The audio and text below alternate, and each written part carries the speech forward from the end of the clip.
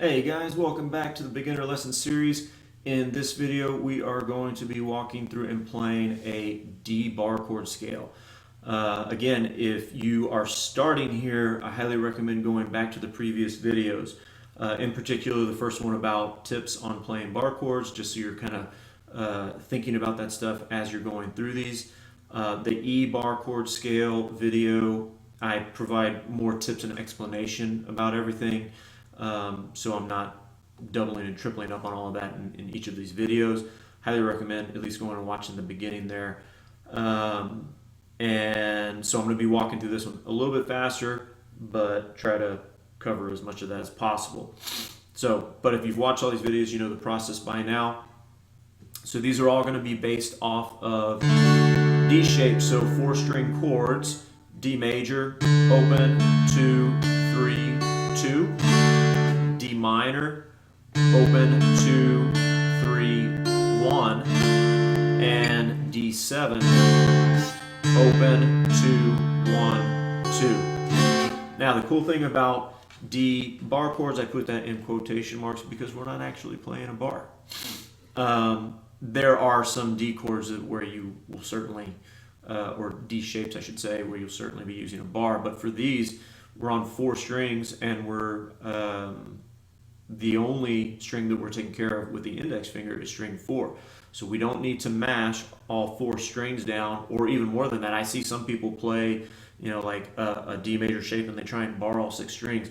You're just way overworking there, right? So just keep that in mind. That index finger is only going to be pressing string 4 down, and you don't need a whole lot of pressure for that. So D major scale on the 4th string is going to be open. It's going to follow the same pattern as the E and A. Open, 2, 4, 5, 7, 9, 11, 12, 11, 9, 7, 5, 4, 2, open. Or D, E, F sharp, G, A, B, C sharp, D, C sharp, B, A, G, F sharp, E, D. And these chords are going to follow the same pattern as the E and A bar chord scales, just like it will for every major key. So our 1 chord is going to be D major, E minor, F sharp minor, G major, A7, but that A7 can also be A major, right? The dominant 7 can be major as well. B minor, C sharp minor 7 flat 5, and then we're back to D major. So just think about that formula going through these shapes if you're picking up on these bar chord scales quickly, okay? So open, standard D major here. E minor. Same shape, 2 frets up, F sharp minor. G major. A7. B minor. C sharp minor 7, flat 5. And D major. So even though we're not playing bars, I will say movable D shapes can feel a little bit funky to play. In particular, the major shape. I don't see a lot of people do that, and I would rarely use that. The first time people do that, it's like, how do I get my fingers into that?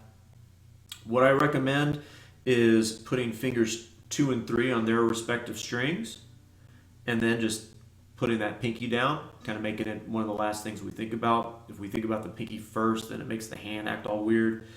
And then just lay down that index finger on string 4, right? Because if you're kind of like this and then this, you start fighting with your hand a lot, and it feels like your movement is restricted.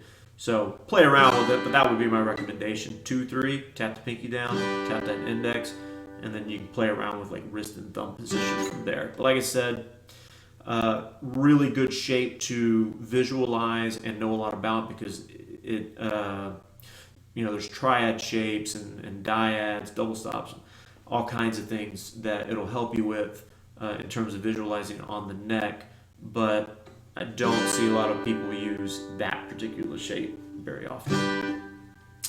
So, you know, the minor shape is okay, but the major shape, definitely the strangest. The dominant 7 shape, very common. You run into that a lot.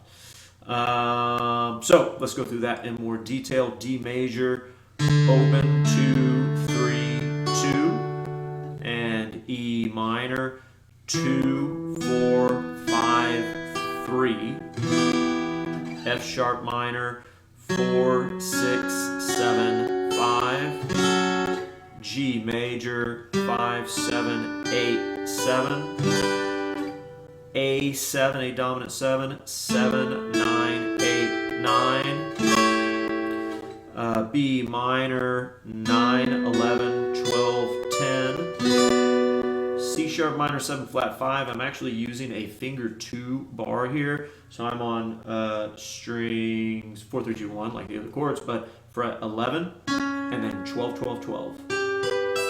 So finger 1 is just playing string 4 like all the others, and then finger 2. That can feel a little weird, but you know, probably the easiest way to play it is just mash those strings down with that middle finger. And then we end up octave higher with D major, 12, 14, 15, 14. Let's play through that one more time and we'll wrap it up. E minor, F sharp minor, G major, oops, sorry, A7,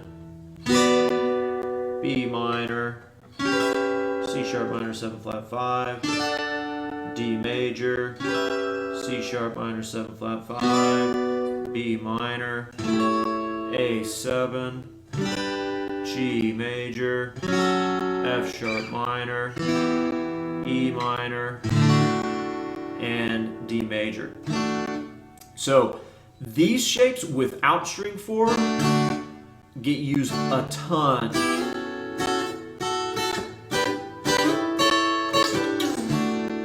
You can make certainly make chord progressions out of that. That can be used for the accompaniment of a song, for lead fills or soloing. So you visualize the full chord itself based on that root note, but you will see these triad shapes get used all the time. So you can get a lot of utility out of that. Same thing applies to the A bar chord scale and the E bar chord scale, but it's a little less obvious because we're using more strings. Here we've just got those shapes laid out on strings 3, 2, 1, and you will see those a ton. So you can get a lot of utility there. Alrighty guys, have fun. Hope these videos help with bar chords and you got some even more out of it than you expected. And I'll see you in the next video. Thanks, bye.